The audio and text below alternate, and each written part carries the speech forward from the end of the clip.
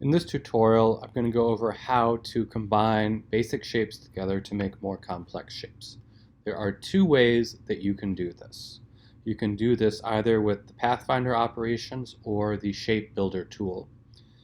First, I'm going to go ahead and show you how to do it with the Pathfinder operations. And I'm just going to use some very simple shapes. I'm going to simply draw two circles. I'm holding the Shift key to actually constrain them to be perfect circles. And then we see that they are overlapping. When I select two or more shapes together and they're overlapping, I then see the Pathfinder operations on the right. And I can choose to unify the shape. Undo that. I can exclude the front shape so I get a crescent shape.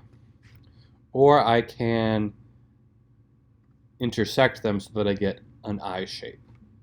And so the Pathfinder operation is great when you know exactly what you want to do and you have usually no more than two shapes that you want to interact with. If you have more than two shapes, it can be a little bit confusing. When you have two or more shapes, then that's when you want to start using the shape building tool.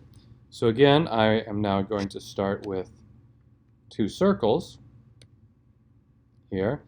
And we'll see that I can select them. And I can do the same kind of thing with the shape building tool that I did with the Pathfinder operations. I can take the shape building tool, which looks like two circles with an arrow over it. And when I have my shape selected and I hover over them, we can see that they get shaded in and I see a plus symbol next to my cursor. If I hold the Option key on a Mac or Alt on a PC, that changes the plus symbol to a minus symbol. And when it's a minus symbol, that's going to subtract the shape. And if it is a plus symbol, that is going to combine the shapes